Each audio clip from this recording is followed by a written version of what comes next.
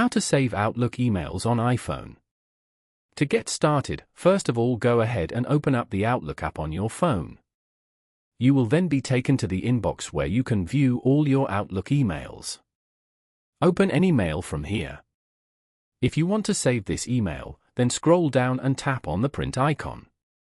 Select the pages you want to print and then tap on the share icon above. You can view all the sharing options available over here. Scroll down and tap on Save to Files.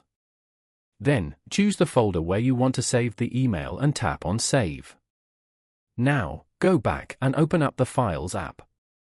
Go to the folder where you just saved the email. You can now open and view the email from here.